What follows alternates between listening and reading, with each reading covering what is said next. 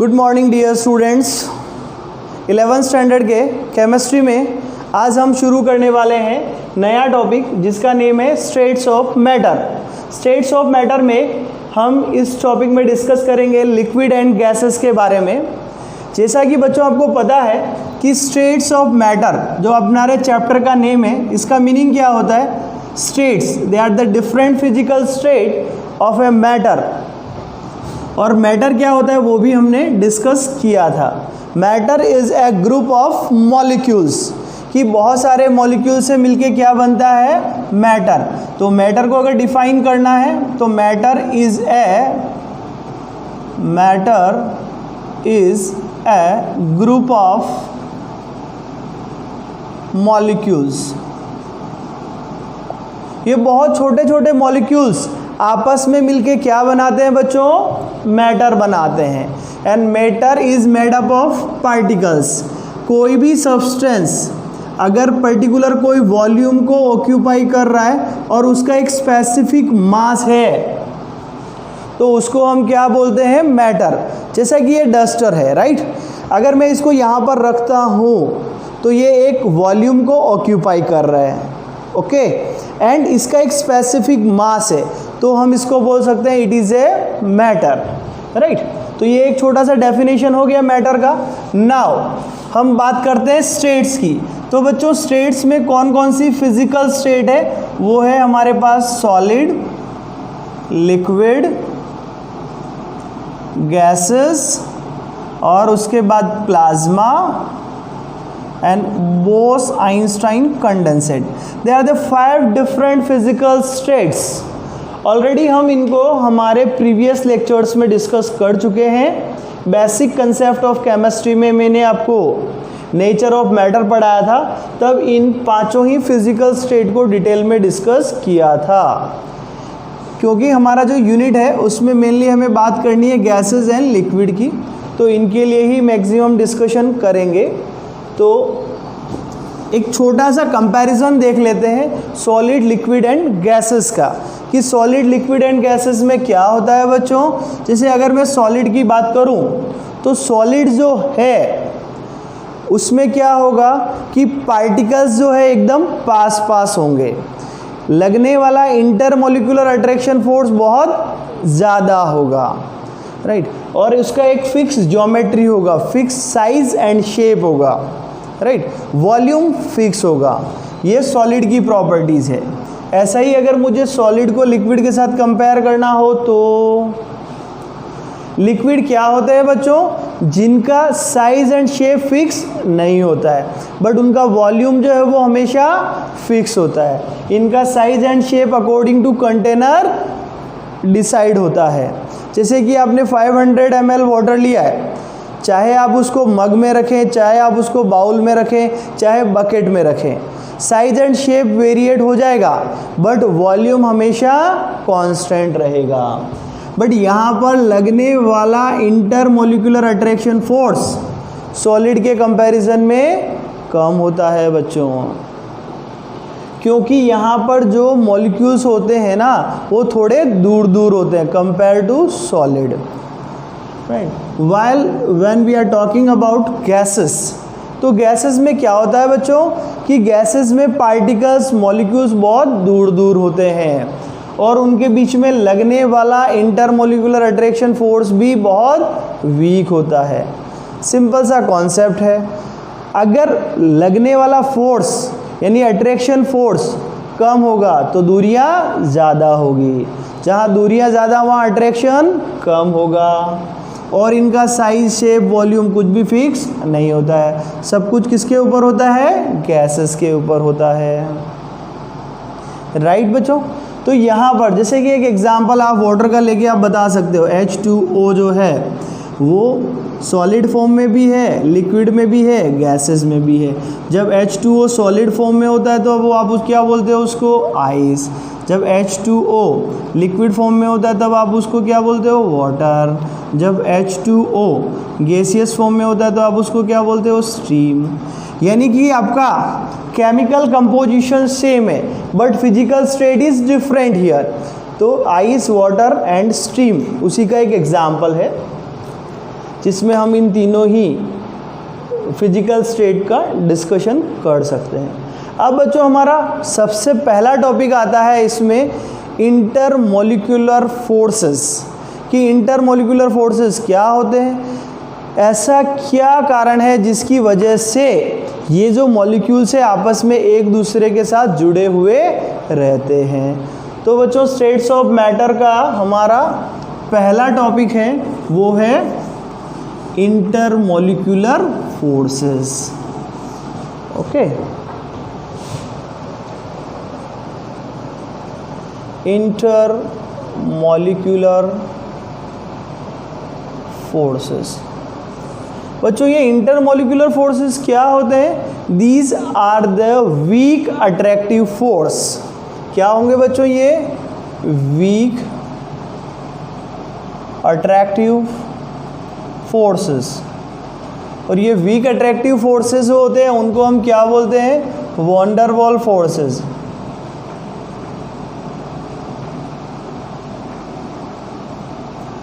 Von der Waals forces.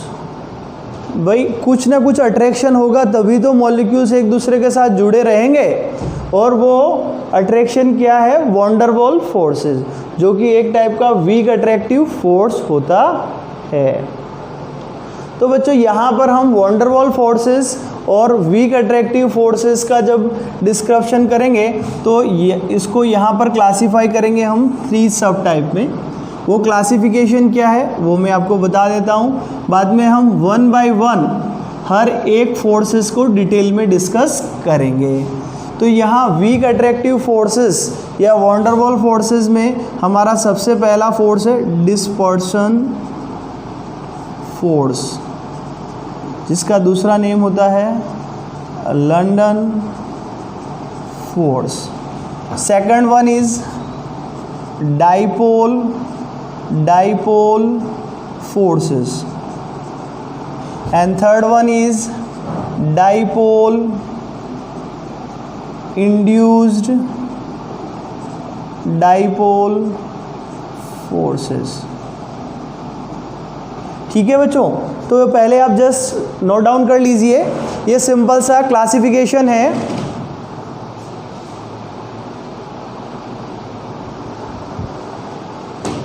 ठीक है बच्चों, आपने लिख लिया। First one is dispersion force या London force, second one is dipole forces, and third one is dipole induced dipole forces. Clear है? 1 bye 1 हम सभी के बारे में डिस्कशन करने वाले हैं। तो सबसे पहले शुरू करते हैं हम डिस्पर्शन फोर्स या लंदन फोर्स क्या होता है बच्चों।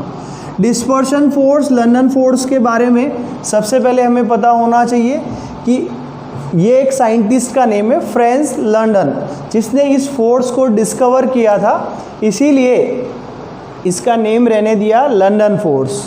राइट, ये लंदन फोर्स क्या होता है? ये नॉन पोलर एटम्स और मॉलिक्यूल्स के बीच में होता है। नॉन पोलर मॉलिक्यूल्स या एटम्स के बीच में होगा। अब नॉन पोलर वर्ड का मतलब क्या है बच्चों? नॉन पोलर का मतलब होता है the electronic cloud is symmetrically distributed. अब इलेक्ट्रॉनिक क्लाउड सिमेट्रिकली डिस्ट्रीब्यूटेड कैसे होता है? जैसे ये आपका एक एटम है, राइट, इसके अंदर जो इलेक्ट्रॉनिक क्लाउड है ना वो कैसा होगा बच्चों? सिमेट्रिकली डिस्ट्रीब्यूटेड है, यानी सभी जगह एक जैसा रहेगा, है ना। The electronic cloud spare is symmetrically distributed. ये इलेक्ट्रॉनिक क्लाउड जो है वो सिमेट्रिकली डिस्ट्रीब्यूटेड है, तो उसको हम क्या बोलते हैं? नॉन पोलर, कोई भी पोलरिटी नहीं है। तो 2 नॉन पोलर मॉलिक्यूल्स और एटम्स के बीच में जो फोर्स लगेगा उसका नेम होगा डिस्पर्शन फोर्स या London force. Second thing, it is a temporary force. एक टेम्पररी फोर्स है, परमानेंट फोर्स नहीं है। ये कब लगेगा? जब 2 non polar molecules are come near to one another, they shift near to one another, तब एक टेम्पररी फोर्स जनरेट होगा जिसका नेम है डिस्पर्शन फोर्स, लंदन फोर्स। कैसे होता है? एक एग्जांपल से मैं आपको समझाता हूँ। जैसे कि आपने ले लिया हाइड्रोजन ही लिया है, उसके 2 एटम, ये the electronic cloud is symmetrically distributed here also. दोनों के दोनों ही नॉन पोलर है, it is also non polar, it is also non polar. ये एटम 1 है एंड ये एटम 2 है, राइट। अब जैसे ही इनकी दूरियां कम होगी, when they shift near to one another, जब ये दोनों ही एक दूसरे के पास आते हैं, तो जैसे ही इनके बीच का डिस्टेंस नियरली 500 पिकोमीटर से कम हो जाता है या 500 पिकोमीटर के आसपास रहता है, तब इनमें एक टेम्पररी फोर्स जनरेट होता है जिसका नेम है लंदन फोर्स। उसकी दो अलग अलग कंडीशन हो सकती है कि जो नॉन पोलर है उसमें एक टेम्पररी पोलैरिटी आएगी, वो दो कंडीशन हो सकती है। The electronic cloud is shifted to right hand side and here the electronic cloud is shifted to left hand side. देखिए बच्चों, इलेक्ट्रॉन के ऊपर कौन सा चार्ज होता है? Negative charge. तो यहाँ पर जो इलेक्ट्रॉनिक क्लाउड है, electronic cloud is shifted to right hand side. Right hand side में चला गया, यानी यहाँ माइनस चार्ज है, यहाँ माइनस चार्ज है। ऐसा दिखा सकता हूँ मैं आपको। या तो ऐसा होगा या फिर ऐसा हो सकता है कि the electronic cloud is shifted to, electronic cloud is shifted to left hand side, right. तो बच्चों यहाँ पर जो अपोजिट चार्ज हो गया तो उनके बीच में क्या होगा? अट्रैक्शन होगा, राइट। अपोजिट चार्ज है तो उनके बीच में अट्रैक्शन होगा, और इस अट्रैक्शन फोर्स को ही हम क्या बोलते हैं? लंदन फोर्स या डिस्पर्शन फोर्स, जो कि एक टेम्पररी फोर्स है। अगर मान लीजिए इनके बीच की दूरियां वापस बढ़ गई तो ये जो टेम्पररी फोर्स जनरेट हुआ है वापस डिसअपीयर हो जाएगा। तो टू नॉन पोलर मॉलिक्यूल्स के बीच में ये फोर्स जनरेट होता है। यहाँ जो लंदन फोर्स है या डिस्पर्शन फोर्स है is inversely proportional to R6। R क्या है? इन दोनों मॉलिक्यूल के बीच का जो डिस्टेंस है उसको हम क्या बोलते हैं? R, है ना।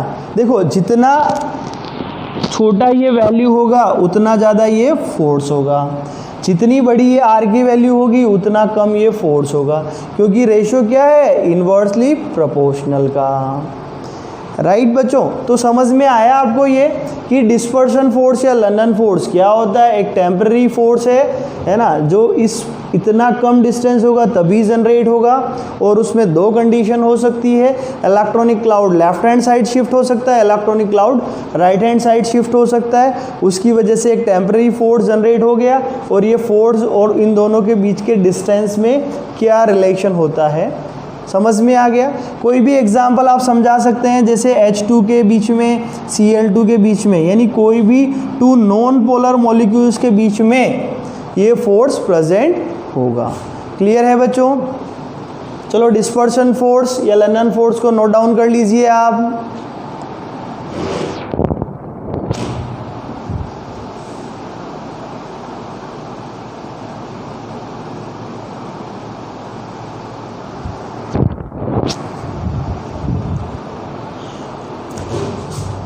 ओके बच्चों, नोट डाउन हो गया? आई थिंक लिख लिया होगा आप लोगों ने, है ना। वैसे तो एनसीईआरटी में सब कुछ लिखा हुआ ही है, आपको एनसीईआरटी साथ के साथ पढ़ना है। नेक्स्ट जो हमारा टॉपिक है वो है dipole dipole forces.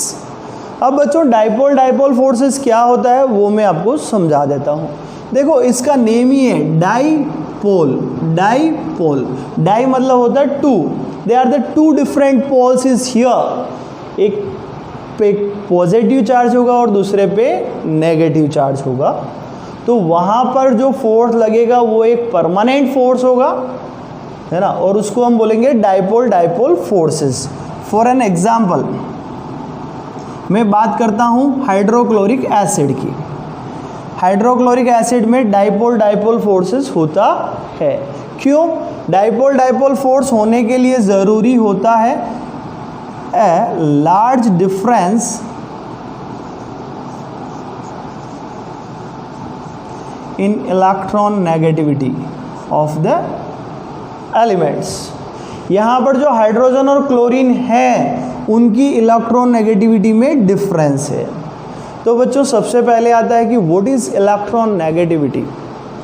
To attract the sharing electron towards is known as electron negativity. Sharing के इलेक्ट्रॉन को अपनी तरफ अट्रैक्ट करने का कैपेसिटी क्या होता है बच्चों? Electron negativity. और आपको पता ही है पूरे पीरियोडिक टेबल में सबसे ज़्यादा इलेक्ट्रॉन नेगेटिविटी किसका होता है? फ्लोरीन का, फिर ऑक्सीजन का, फिर नालायक नाइट्रोजन का। तो यहाँ पर शेयरिंग जो इलेक्ट्रॉन है उसको अपनी तरफ अट्रैक्ट कर लेगा, है ना। इसीलिए ये HCl है ना, HCl, इस पे हम ऐसा एरो बनाते हैं। इसका मतलब क्या होता है कि हाइड्रोजन के ऊपर पार्शियली पॉजिटिव एंड क्लोरीन के ऊपर पार्शियली नेगेटिव चार्ज होगा। What is exactly meaning of the word partially? Partially का मतलब क्या होता है बच्चों? थोड़ा सा, है ना। यानी कि इसका जो अमाउंट है वो 1.6 × 10⁻⁻19 कूलम से कम होगा। यानी कि पूरे इलेक्ट्रॉन का ट्रांसफर नहीं होगा, पार्शियली शिफ्ट होगा। That's why the value is less than 1.6 × 10⁻⁻19 coulomb. एक इलेक्ट्रॉन का चार्ज होता है ना बच्चों, राइट। तो यहाँ पर 2 HCl के मॉलिक्यूल्स लेते हैं तो उनके बीच में जो फोर्स लगेगा उसका नेम क्या होगा? Dipole dipole forces. जैसे ये 2 HCl है, ये H, ये Cl, ये H, ये Cl। H के ऊपर पार्शियली पॉजिटिव चार्ज, Cl के ऊपर partially negative, partially positive and partially negative.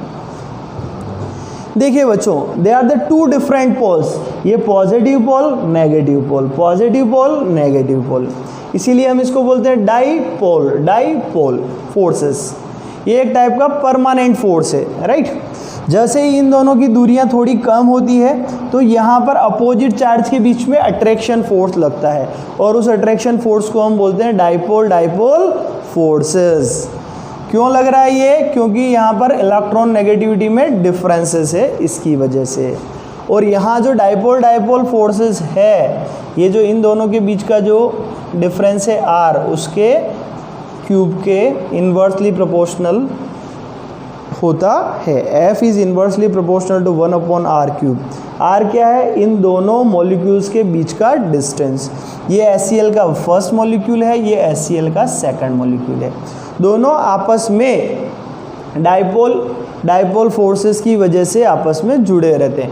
बहुत सारे HCl के मॉलिक्यूल एक दूसरे के साथ जुड़े हुए रहेंगे। क्लियर है बच्चों? चलो आप इसको नोट डाउन कर लीजिए।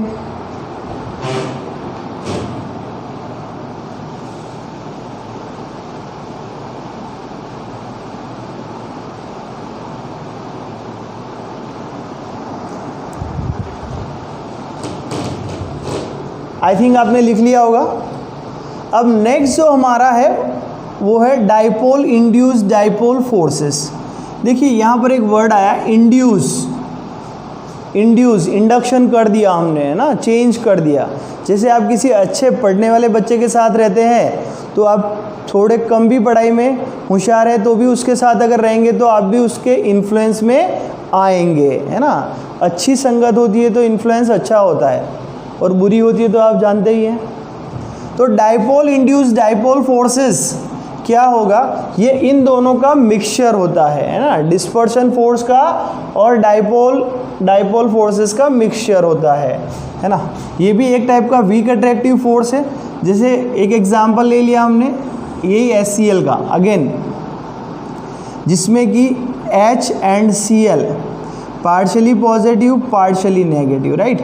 और इसके साथ हमने एक नॉन पोलर मॉलिक्यूल्स, जैसे उसका एग्जाम्पल है H2। Here the electronic cloud is symmetrically distributed here. तो यहाँ पर ये H2 जो है नॉन पोलर मॉलिक्यूल्स है और ये पोलर मॉलिक्यूल्स है। ये आपका first it is polar, second one is a non polar. ये आपका पोलर मॉलिक्यूल है, ये आपका नॉन पोलर है, राइट। अब देखिए जैसे ही ये इसके पास में आता है तो ड्यू टू दिस पोलराइजेशन इस नॉन पोलर में भी पोलैरिटी इंड्यूस हो जाएगी। और कंडीशन क्या होगी इसके बाद की कि ये तो आपका पोलर है ही है ना, यहाँ पर ये HCl partially positive partially negative, और ये जो है ना आपका यहाँ पर भी पॉजिटिव एंड नेगेटिव साइन आ जाएगा। ड्यू टू दिस इसके पोलर होने की वजह से इस नॉन पोलर में भी पोलैरिटी आ जाएगी, और इनके जो अपोजिट चार्ज होगा उनके बीच में जो फोर्स लगेगा उसको मैं क्या बोलूँगा बच्चों, dipole induce dipole forces, right. जैसे इसमें एग्जांपल आपने लिख ही लिया है, HCl के साथ डाईहाइड्रोजन है, Cl2 है, लाइक दिस, यहाँ 2HCl के मॉलिक्यूल्स है। तो बच्चों आपको एक साथ मैंने कंपैरिजन बता दिया कि डिस्पर्शन फोर्स, लंदन फोर्स क्या होता है, डाइपोल फोर्सेस क्या होता है, डाइपोल इंड्यूस डाइपोल फोर्सेस क्या होता है। इनमें सबसे स्ट्रांग होता है डाइपोल फोर्सेस, फिर डाइपोल इंड्यूस डाइपोल फोर्सेस, और सबसे वीक कौन सा होता है, डिस्पर्शन फोर्स या लंदन फोर्स, है ना। सारे के सारे वीक फोर्सेस होते हैं। क्लियर है बच्चों, समझ में आया आपको? तो ये डाइपोल इंड्यूस डाइपोल को भी नोट डाउन कर लीजिए आप।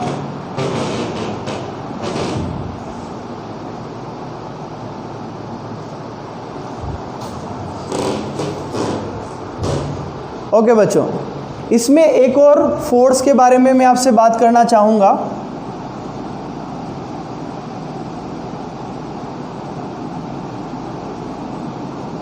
Hydrogen bonding. वैसे तो आपने केमिकल बॉन्डिंग में ये टॉपिक पढ़ा ही होगा, हाइड्रोजन बॉन्डिंग का। बच्चों हाइड्रोजन बॉन्डिंग भी एक टाइप का वीक अट्रैक्टिव फोर्स है। इस हाइड्रोजन बॉन्डिंग की वजह से मॉलिक्यूल्स आपस में एक दूसरे के साथ जुड़े हुए रहते हैं।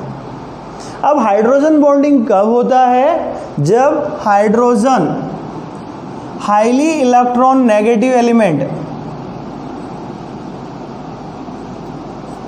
Highly electron negative element, highly electron negative element just like fluorine, oxygen and like nitrogen, FON phone करेगा। आपको इसका ट्रिक क्या याद रखना है, FON फोन करेगा। जब भी hydrogen in highly electron negative element just like fluorine, oxygen, नालाइक नाइट्रोजन के साथ होता है तो वो एक वीक अट्रैक्टिव फोर्स वाला बॉन्ड बनाता है जिसका नेम होता है हाइड्रोजन बॉन्ड, H बॉन्डिंग बोलते हैं हम इसको। और H बॉन्डिंग अगर आपको शो करना है तो आप कैसे शो करते हैं, जैसे कि आपको HF के बीच में करना है,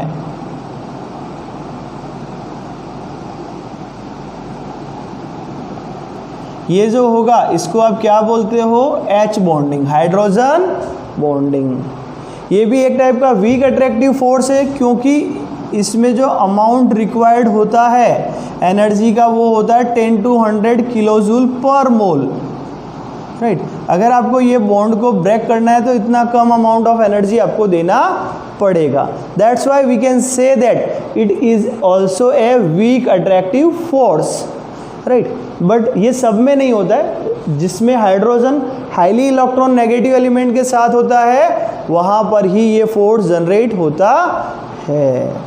और बच्चों आपने पहले भी पढ़ा होगा हाइड्रोजन बॉन्डिंग जो है ना वो 2 टाइप्स का होता है, इंटरमॉलिक्यूलर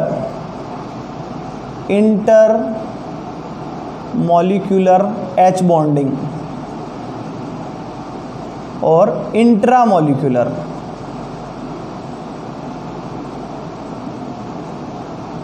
देखो इंटर और इंट्रा 2 वर्ड है, सिर्फ आपको ये दोनों वर्ड ही देखने हैं।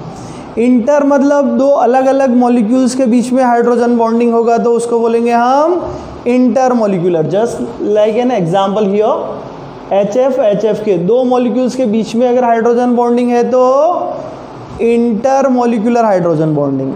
जैसे दो अलग अलग स्कूल के स्टूडेंट्स के बीच में कोई कंपटीशन हो, है ना, कोई क्रिकेट का मैच हो, वॉलीबॉल का मैच हो, फुटबॉल का मैच हो, अलग अलग स्कूल है तो हम क्या बोलेंगे उसको, इंटर स्कूल कंपटीशन है, राइट। अगर एक ही मॉलिक्यूल्स के बीच में हाइड्रोजन बॉन्डिंग होती है तो उसको क्या बोलते हैं बच्चों, intra molecular hydrogen bonding. Clear है। तो यहाँ पर ये वॉन डेर वाल फोर्सेस जिसमें कि ये तीनों ही फोर्स है और hydrogen bonding, all are the weak attractive forces here. ठीक है बच्चों, आप अच्छे से इसको नोट डाउन कर लीजिए। आज के पहले लेक्चर में सिर्फ मैंने आपको weak attractive van der Waals forces के बारे में और हाइड्रोजन बॉन्डिंग के बारे में बताया है। आप नोट डाउन कर लीजिए इसको अच्छे से, एक बार एनसीईआरटी ज़रूर पढ़ें।